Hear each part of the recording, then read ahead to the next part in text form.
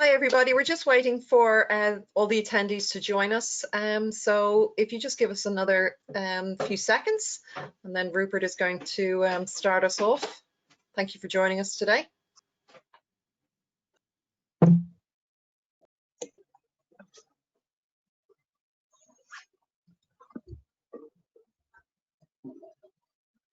So you know, all the attendees, you're in listen-only mode, and there's a question or a chat function on the dashboard, and you are more than welcome to put questions that you have into those chat or question boxes, and we'll answer them as we go. We'll take Q&As throughout the presentations.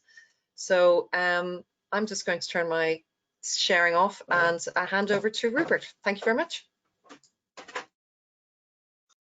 Hello, everyone. I'd just like to welcome you to our spotlight session. This is for creative computing, the creative computing program. And my name is Rupert Westrup. I am the program chair for creative computing. And with me this evening, I've got Louise Glynn, who's a fellow lecturer in creative computing.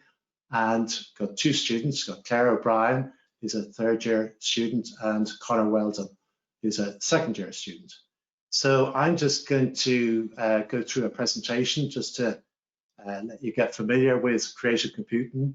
And then Conor will talk through some of the project work that he does in second year, and Claire will do the same for third year.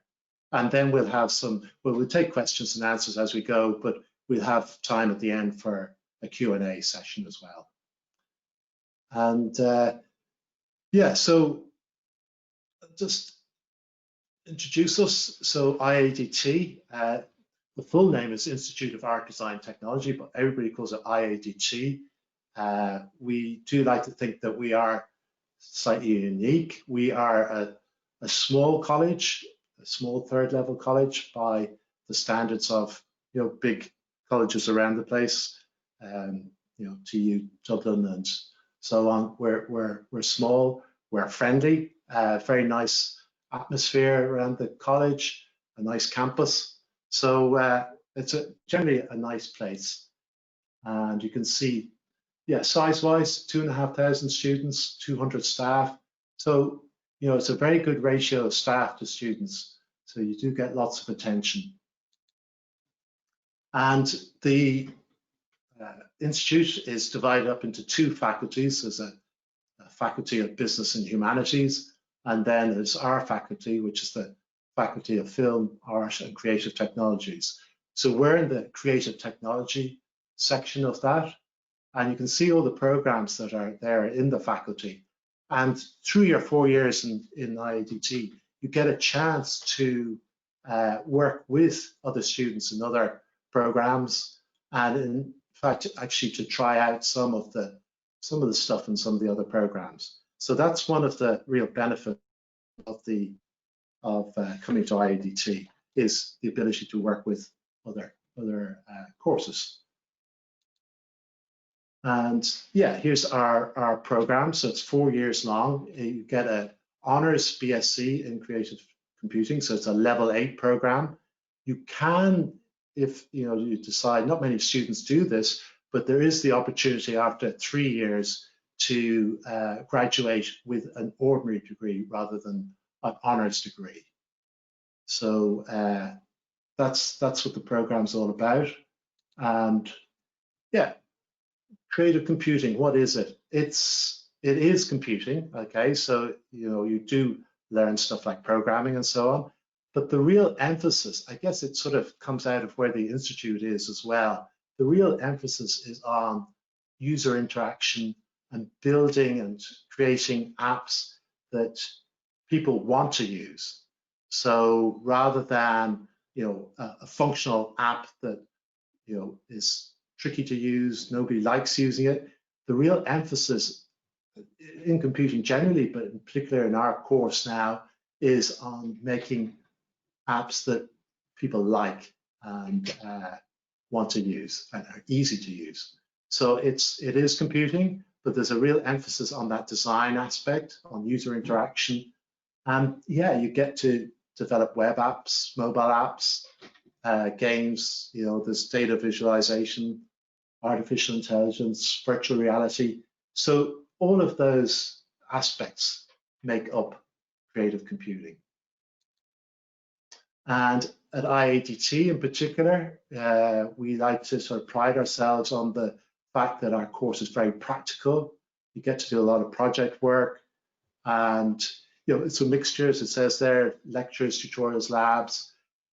A lot of our students like it because the class sizes are small. So, you get to know your lecturers, you get to know your fellow students, and you work independently, but there is a lot of opportunity to work in groups and teams.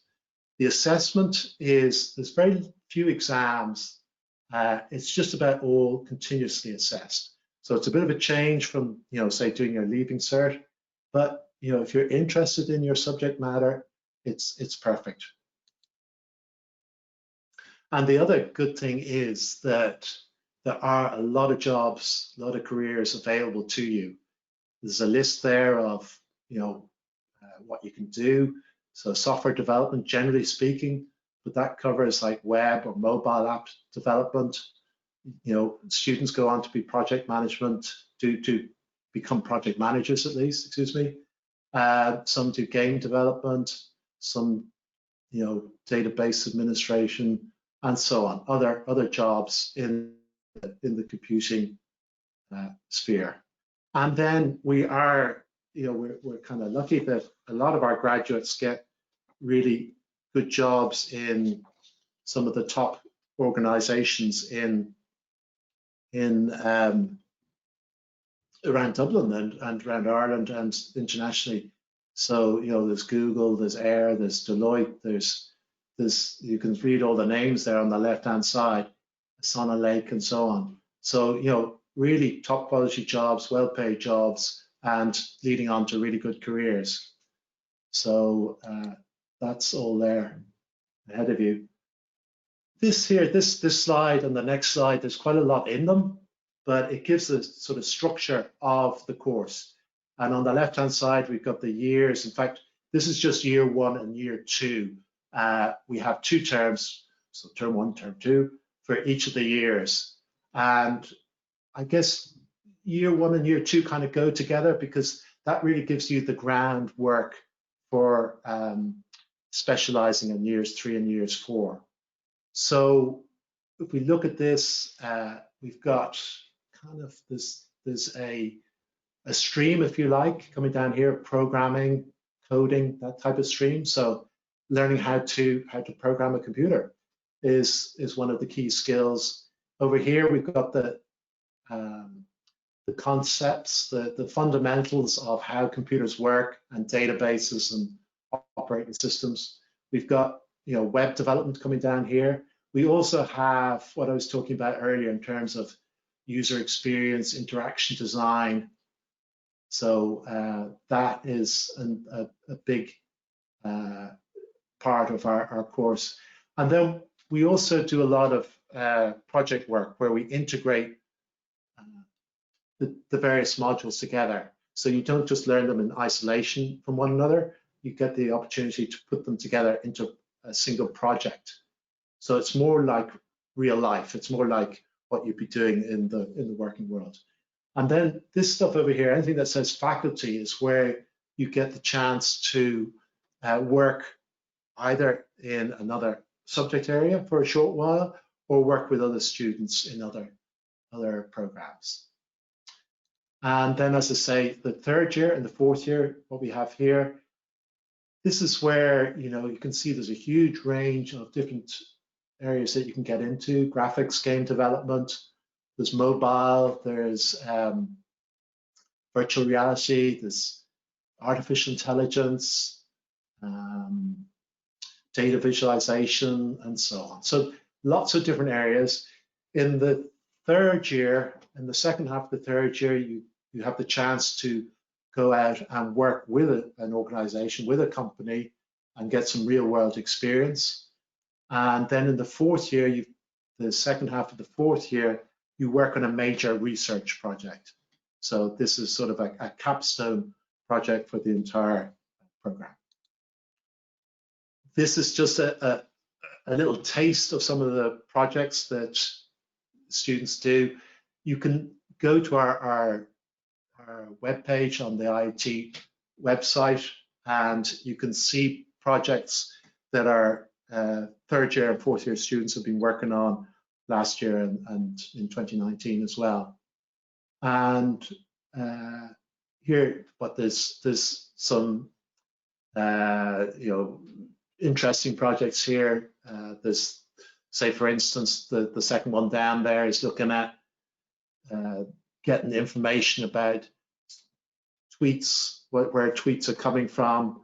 So looking at that information then in real time, so as they come along, displaying that information graphically on a map. So a bit of data visualization in there and a bit of sort of back-end work getting the data as well. So we have all these projects, and rather than me talking about them here, I think I'll probably let Connor and Claire describe their projects. Yeah, and I've spoken about those opportunities in terms of the third year work experience, and then in the fourth year doing the research project in a specialist area of your interest. We also subscribe to the Erasmus program. So this is a way that you can go off to, well, we've got 2 exchange agreements currently. In fact, we've got 3 students off at Stuttgart in Germany. So they are at a university there for the year, and they're in their second year, and so they'll spend a year over there. And they're really enjoying it, and they're finding they're learning a lot, and the whole experience is really great because you're working with students in another country. The programs are both through English, the one in Germany, and then there's one in Istanbul, excuse me, in Turkey. And yeah, so another good thing about iadt is we just don't leave you. If things aren't going well, or if you need support or anything, we have those services available to you. So we have an access office, and within that we've got there's learner support, there's disability support, there's the health center, there's assistive technology. We have the careers, when you're in third and fourth year, the careers office is there. So we have all of these supports, and yeah, students make use of them, and yeah, it works well.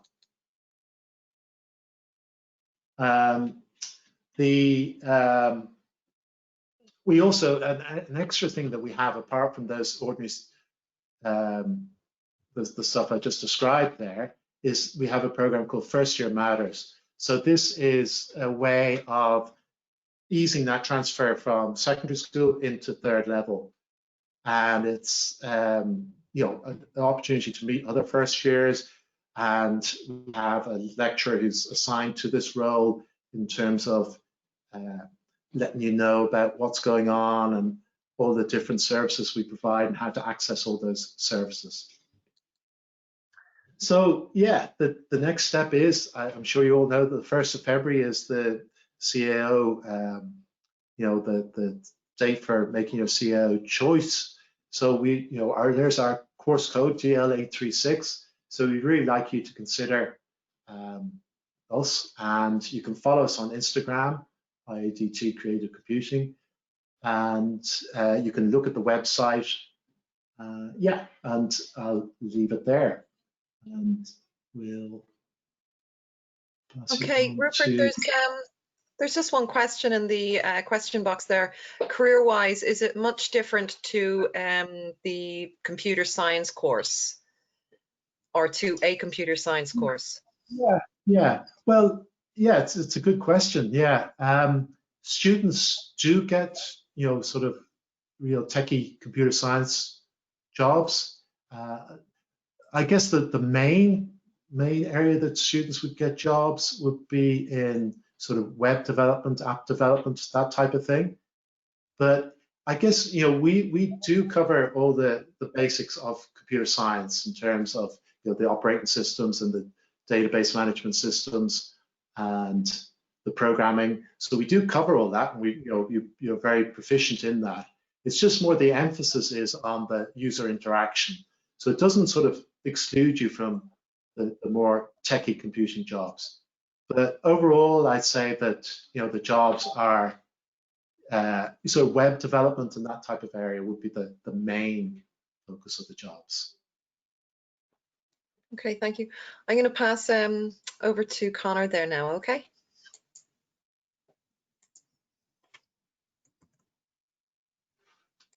Can you see my screen? It should. Yeah.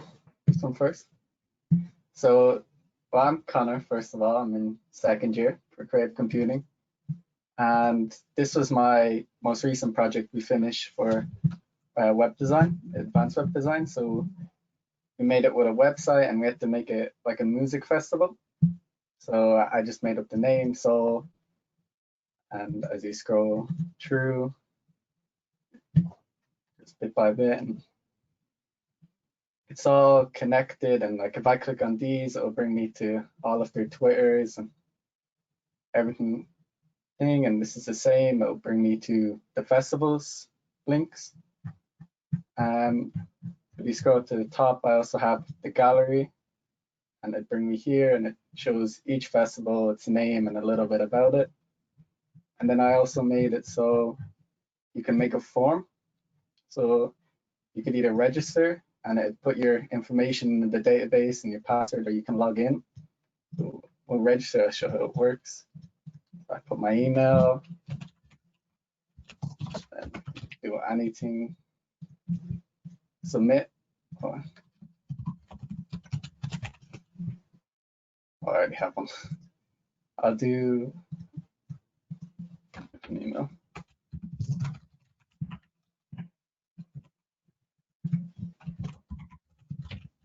No, and then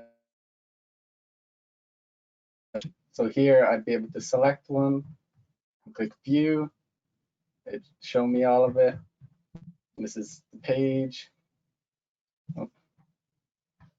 And then it shows the artists and the lineup for the festival, its ticket prices. If I go back in and log in again, oh, wrong one. Oh, I can actually do it from this way. I can also add to the database. So if I wanted to add another festival in with all its information, or I could edit one, or I could delete it, and I'd get rid of it completely. So to do this, I designed mine in Photoshop, but a lot of people use Figma to design theirs, which is free and it's online, so you wouldn't have to pay nothing. And yeah, that's pretty much it. And then we coded it using Visual Studio Code with HTML and CSS. And then the other thing I wanted to show was this. This is kind of what I'm doing now with my elective, which is we pick our electives every year, and you spend like a week or 2 weeks of doing a different project that's not your course. So I picked advanced web XR, and so it's like virtual reality and augmented reality and stuff. So this is like a village, and if I click play, it's a bit laggy though because my computer's not that good. But I can come in, like a little world made. So it's just like a little Viking village, and come around, sprint. I think I can fly to show it. So that's really it, and then I can stop it and show you. But yeah, it's just a world made, and you kind of put the pieces together. With this stuff, you don't really need to code. However, you can code as well. Where I was making this guy, and I was making it so it's like a 3D controllable character. Oh, I click. So I was.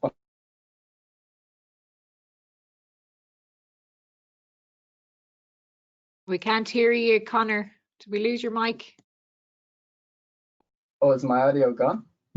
Went for a second.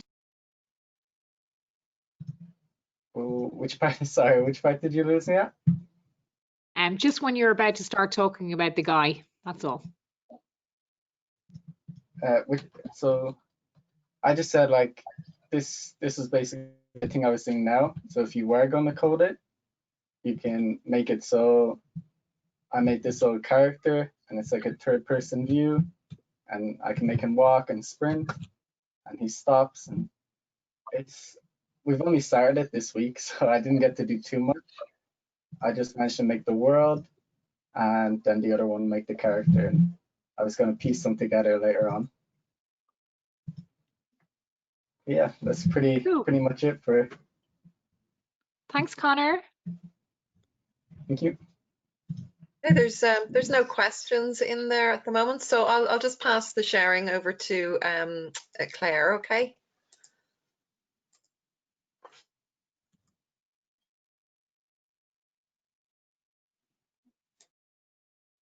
Can't hear you, Claire. Sorry, I'm muted. Do you see my browser now? Yeah. Oh, wait 1 second. Please move this away. And so the first thing I'll show is that last year and my second year, we make a website, and this is basically like you do a lot of designing and planning for it, like you do in like a real situation. So what we did is basically describe why we would make a website, why this is good. You do research with typography and design. It's like a lot of like graphic design elements.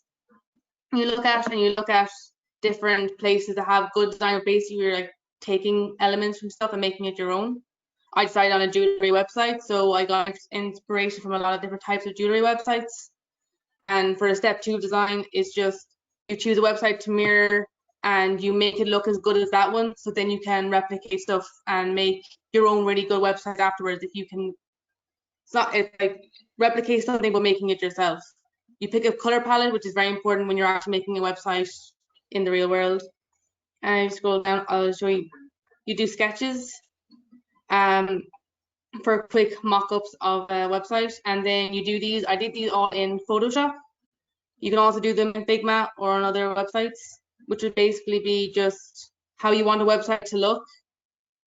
And I'll show you the home page here. I can zoom in on it. And it's just how you'd want this to look and feel, and make it look like an actual, like, real website, and make it look really sleek and kind of a trustworthy type of website. And this year, we started using a framework for a different project called Laravel, which you'd be able to do websites like that with, but we started with concentrating on what's called a CRUD application, which you can like add users to a profile like this guy here. He's like a doctor. He's added. He can see all of his visits as if he's in a medical center, and he can add his own things. He can edit them, and he can also cancel his visits. And this is all set up as if you can log in. You can register as a new user, and you can, if you log in as an admin, as I'll show you now, you'll be able to see what we really did. With Laravel, basically, is a PHP framework that helps you design very quickly, build up a really helpful website. And it has things built in, like you can verify your email address in it, which will take a second.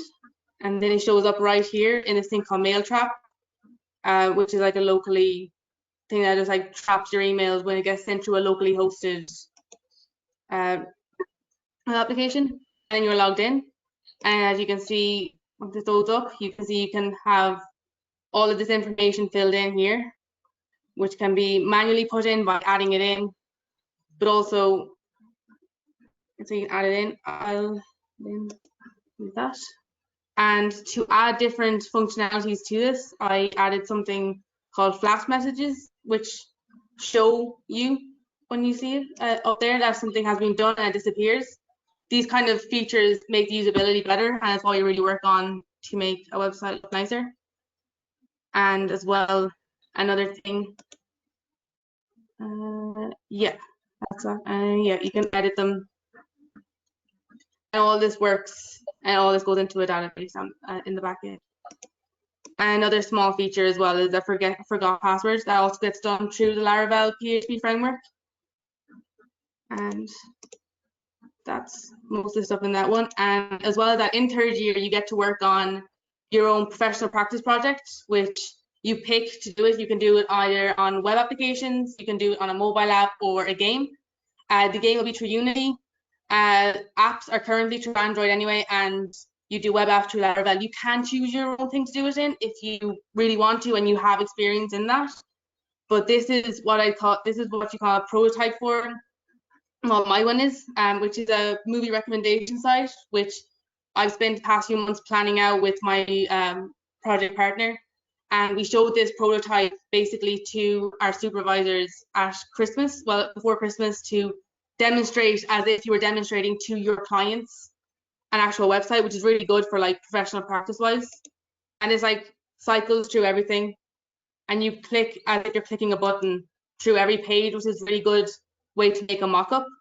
Like you can say a skip for now button, then you go back to update, it brings you back to the same pages. And you go back. And I'm going to show you all the pages, like you have create forms like I showed in the other project that I made.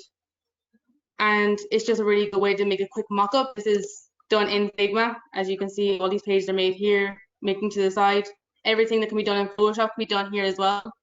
Other things, this would be kind of done mainly for the web apps. If you're doing a game, you would do a mock-up a bit differently. You'd be doing more environment setup. But that's kind of two of the main things you do in third year. You'll also learn about one of the big things is testing as well. And that's what we're starting to go into as we continue in third year. But it's very good for like professional practice, and that's what I find third year is very good with this year, is just teaching you how you would go about making an actual website. So I think that's all I have to say. Do you have any questions about anything I said? Yeah, there's a couple of questions there, Claire. What is the main programming language? So in different years, there's different ones you do. I'd say the main one I've worked with for web applications specifically is PHP. This is the one Laravel uses, and Laravel is a very well-known framework, has so much documentation, it's very good to use because you can easily get into it. And PHP is is a fairly easy one in relation to some others to use. We also use Java. I use all Java in second year for software development, and JavaScript as well is used when it comes down to your frameworks, or if you're doing any, like if I showed Flash messages that show up, you do that with a JavaScript thing. So you'd be using JavaScript from probably first year onwards as well. And obviously you'd use CSS and HTML as well, but they'd be the main ones. Along with Unity, you'd be using C#. I might add to that as well for the fourth year. So as Claire did mention that JavaScript is started in first year, kind of for the front end, making things interactive.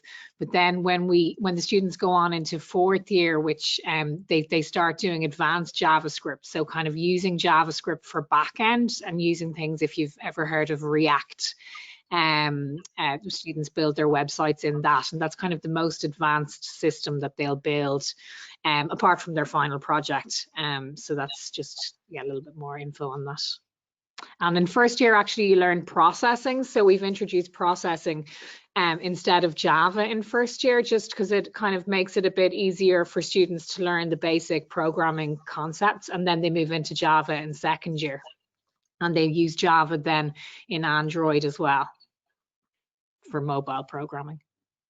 And you could even download processing if you wanted and have a look at it. You know, it's very easy to use or try out. Okay, thanks. There's another question there. It's just saying, what is required of this course? And I'm presuming it's the minimum entry requirements. So I'm just showing my screen there. That's the creative computing course page on our website, and it has your minimum entry requirements there. So, I mean, we don't know if you're going to be doing a Leaving Cert. Hopefully you will, but just make sure you don't do foundation level maths by accident. Don't take that paper. We did have a student who did that a couple of years ago, and he actually came in through first year the following year having done an FE in maths to support him, to support his application. But always check your minimum entry requirements for your courses, guys. So what is do the guys study relational databases? Yeah, yeah, they do. Louise or myself or anyone could answer this, but yeah. Relational databases in second year. Well, actually, starting first year. First year. We changed it to first year because the students, every 4 years we kind of talk to the students about any input they have, what they think they'd like to change. And at one point they asked us to bring databases back into first year. So we split the module in two. So we have a kind of introduction in first year. And like, if any of you have done like QQI courses, sometimes you do databases kind of on its own. And it's hard to kind of think about how it links up, but we kind of integrate it with other modules. So you're learning how to have a database driven website, and that, you learn that kind of then the whole way through, that you're not just doing standalone databases. So it's really good. MySQL is the techie bit of it. Yeah, that's what it's called. Well, we use MySQL in first year, and then in second year, they're doing Microsoft SQL Server as well. And then as you go on into fourth year, they're using serverless computing and Mongo databases and all sorts. So like with all of the different languages and with all of the different modules you have, you kind of start with the foundation in first year and you just keep getting more advanced as you go through, which is good as well. Okay, and there's another question there. Is it competitive to get into this course? Well, it is competitive. I think the median points were 300. The minimum was about 240 or something last year. So it varies year to year. So it's not super difficult to get into, but it is competitive. And I think the points, you can see them on the website there, but that's what it is. Generally, students, they choose this as a #1 choice because they're kind of interested in the area. That's what we find. So hopefully that answers your question. And then we have another question. Do you support Here and There? And I've just put that page up there.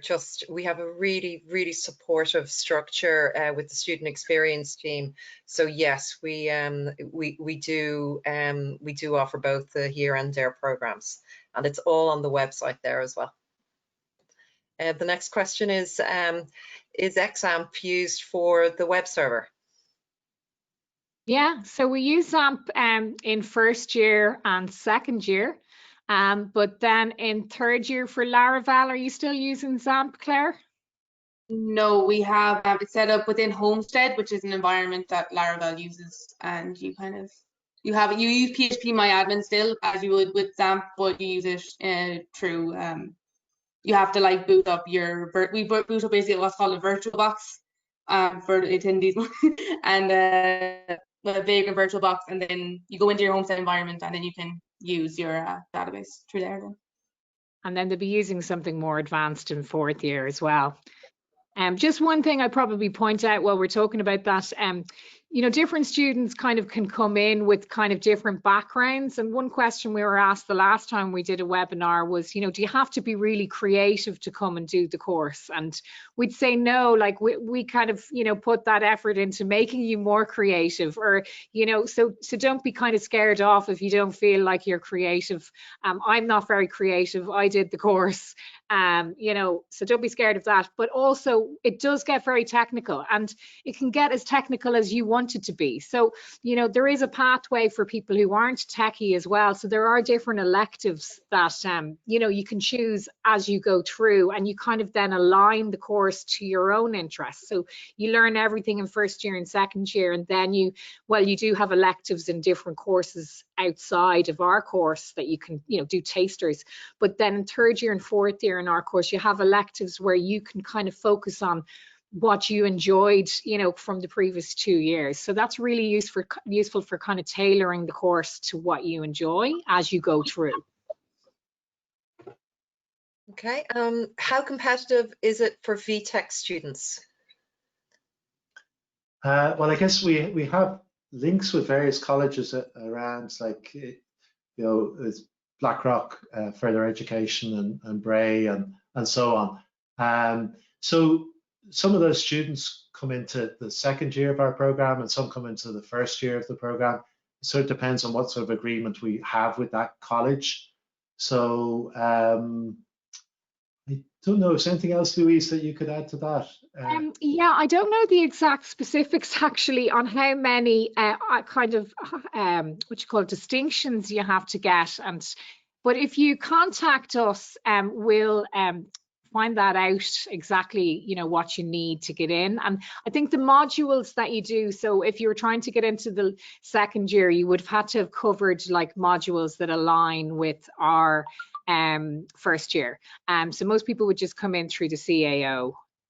Sorry, not through the CAO, well, the CAO QQI route to first year. But as Louise says, do contact us, yeah. Yeah, the admissions team, so admissions@iadt.ie will answer that question, but all of the minimum entry requirements are there on it says the FTAC there instead of QQI, but I think it says, what to say, 3 distinctions out of 8 modules under That's right. FTAC. And then, yeah, that's all that's in there under QQI, yeah. And then it's just that foundation level maths is not accepted, but it's ordinary level maths 6 or higher maths 7. That's what you would need to be scoring as a minimum entry requirement, because there's a question there saying, do you need to be particularly strong at maths? I would say no. I don't know, like you don't really. Being good at computing and so on, I've found through the years it isn't like mathematical in that sense. But, you know, I think as it says on the website, ordinary level maths is grand. Where you would use maths maybe is like coordinates in terms of placing an object on the screen, the X coordinate, the Y coordinate, that type of thing. But there's nothing complex in terms of the maths. And you might do some simulations of various things, but maths is generally pretty straightforward, is what I would think. Now, maybe Claire or Connor would, what do you guys think? Do you think?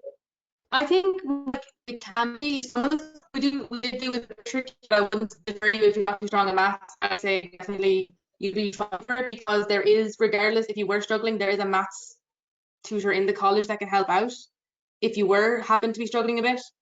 But in general, you don't do a lot. I'm pretty sure there was only 1 or 2 modules in the past 2 years that had a lot of maths in it. Even then, a lot of the equations are done for you through code when you get into it. So it isn't too math heavy at all.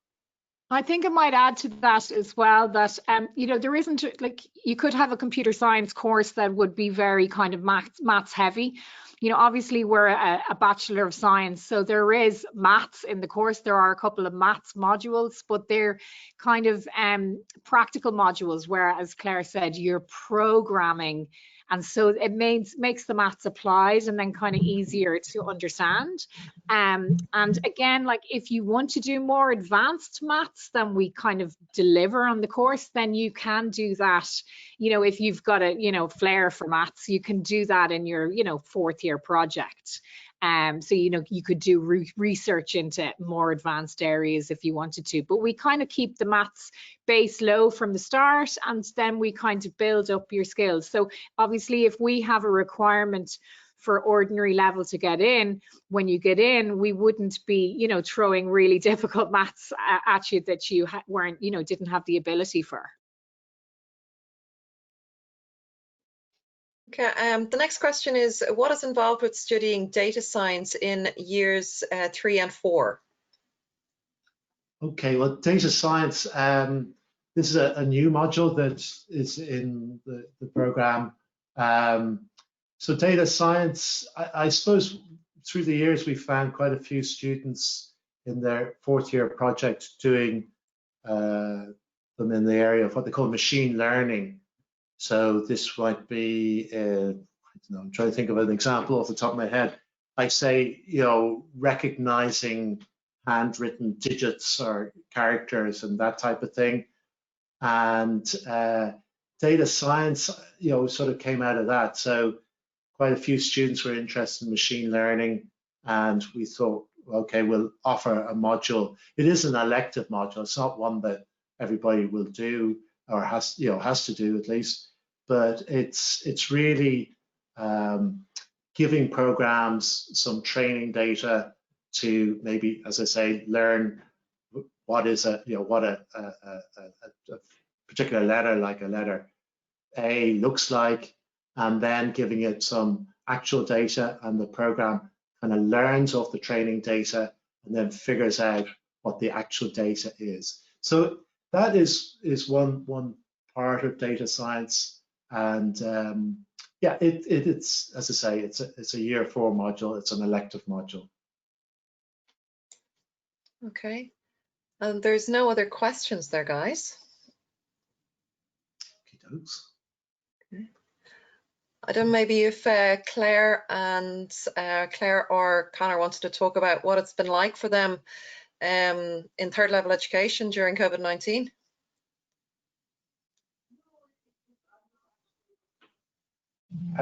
I can go first if you want. That's okay. Yeah, it's been.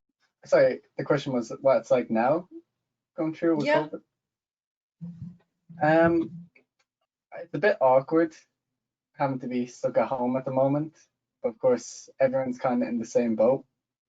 But in fairness, it's very, the lectures are still very interactive. And my personal experience, if I have a problem one day, I don't have to wait a week for it to get an answer. I will have the answer by the next day, and I can quickly kind of move on. And so it's just awkward. It's not bad. I don't mind it too much. Of course, I prefer to be on campus and seeing all my friends, but we still get the job done by the end of the day.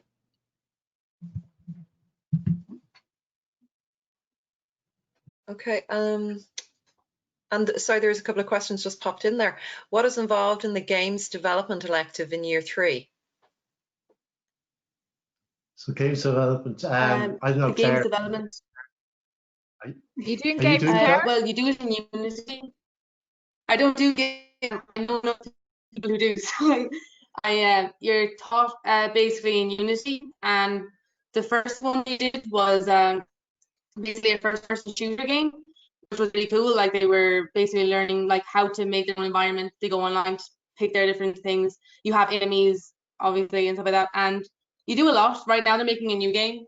I'm not too certain what that is, but there's a lot of, as well as with Unity, there's so much out there you can do with it. One of my friends actually made a game with a maze that changes every time, and that was in their first half of the year. So every time you go into it, the maze is different, and you go around and you try and get out under a timer.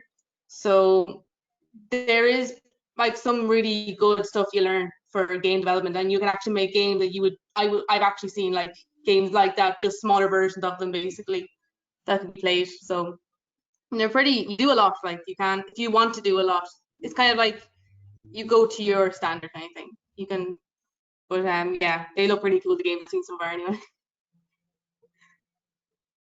Okay, what would the guys recommend to install to get a head start? And I presume that's to Connor and Claire. Well, I don't know. I could just say something straight away. I mentioned it earlier. I think, well, I don't know. From my perspective, I think processing is quite a good thing to.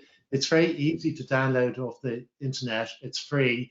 It's a programming language. It's not one that's used commercially, but it's a great one for learning how to program, I think. And it's very graphical as well. So you get lots of feedback and can draw really nice stuff really quickly. I don't know. I think that's kind of an easy one and quick one to get going on. Yeah, like that's what we use. Yeah, that's what we use for the first years. And it's also what we use in one of the second year electives. One of our lecturers does a generative art elective where all the students from other courses can come and do a bit of programming, creative programming. So there's loads of tutorials on the processing website, processing.org, is it, Rupert?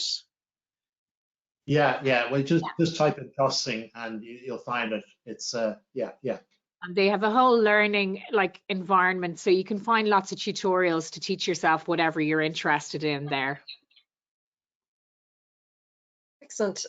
What's involved in the interactive graphics module in year 3? Well, actually, that does processing. Yeah. I don't know, Claire, do you want to talk about that, or?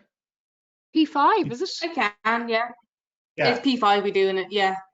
So it's kind of taught as in the sense of to make you a better programmer. That's what the lecturer that teaches us is basically for problem solving, like how to logically think through solving an issue in your code, how basically you're given a problem and how would you work this thing out. It has math in it. It's one of the maths modules, like how would you get two objects to intersect and change color kind of thing is we have right now is basically we're starting with a bit of physics elements as well, which is like getting them to bounce off each other, getting them, and as well as that, it's very much to do with how you make something run smoothly. So you can write a method, a function, probably with a thing very easily, but maybe it's 20 lines long, and then your computer is getting slower every time it starts to run through the same method all over and over again. So it's like, how would you turn that 20 lines into 10 lines? How would you, or maybe just get rid of it altogether and use a different thing that incorporates 2 other things into it? It's about making yourself able to problem solve every little thing in your code, how to test, how to debug. It's primarily that, but it's also like it's very hands-on as well. I find every week we do another thing, and it's like bits and pieces, and you end up building a nice little project after it. And as well, we hope to be starting a bit of React, which is a framework that we might be incorporating slightly into it this year, but it's mainly P5. If you want to look up P5 online itself, you can see all of the documentation on that. You could actually like make a small thing. There's plenty of little editors online that will show you certain things made from P5. If you wanted to have a look at those kind of things, would be what you do in interactive graphics. Yeah, and P5 is a good one for learning as well. It's kind of similar to processing as well. And it's kind of a discussion, a debate we've been having as lecturers whether to swap over to P5 or not. We haven't, don't think we've made a full decision yet, but again, there'll be tutorials online that you can have a look at that as well. I was just going to say, Claire, aren't you simulating a virus spread or something like that? Is that one of the projects you were doing? That's one of the things that was done last year with their end product, because a few of the people decided to do their project on basically as these little balls on the screen are one color, but as they would touch off each other, it might be a 50% chance that they change color, and that would mean that that is now infected. And then it would show how fast something of a certain infection rate would infect everyone. And it shows there at the bottom, you'd be able to see like a rate of infection, you'd be able to see how many people, and you'd be able to, through that simulation, be able to change how many people are being infected. You could put up the infection rate, put it down to test out how infectious each thing is. So someone did it for the exact infection rate of COVID-19 as well. And yeah, it's kind of interesting to watch it, because you can see like, oh, that one hit that person, but it didn't do anything. They hit the other one, and then it did infect them and stuff like that. Like, so it's good for simulation, yeah. So there's no other questions there yet, guys. Everybody's still on. I think maybe we've answered all the questions. Is there any, if anyone has any more questions, can they just throw them in there to the chat box or the question function?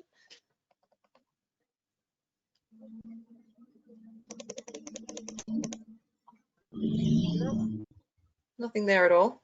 So maybe you guys want to start wrapping up? No, I'm happy. That's what I've just got. Thank you. I could give one more thing about people wanting a head start, because when I went in, it was handy having a bit of experience doing HTML and CSS. If you were looking up some things, I use Codecademy. I don't know if anyone's interested in using that, but I used that before I went into the course just to get a feel for what I'd be doing, kind of thing. It has its own little interface on it, so you don't have to download any editor yourself, and you just do it online. But just thought of that. Okay, so a couple of questions did come in. Are you able to defer this course? So with admissions, what happens is you're offered your place through the CIO in August in a normal year, and you accept your place, but you defer it. And I don't think there's any issues deferring this course Louise, Rupert, do you know of any? No, there are none. No, some courses do have, there's conditions to them, but I am not aware of any with this course. But you can always email admissions@iadt.ie. I'm going to put it into the box there for everybody.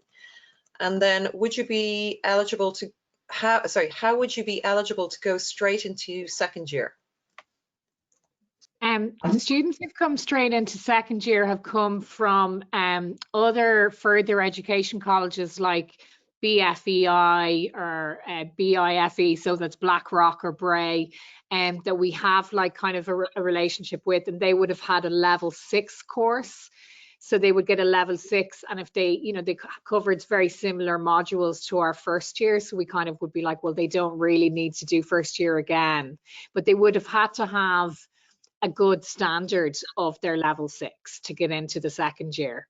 They would have had to, you know, but we would have taken that on a case-by-case basis as well. So, you know, it's worth applying if you're doing a level 6 somewhere, and you feel like you've met the learning outcomes for first year. Maybe you've done some of those modules, but generally most people would come into first year from further education. I think a lot of the level 6s are gone now anyway in those colleges. Okay, and there's no more questions there?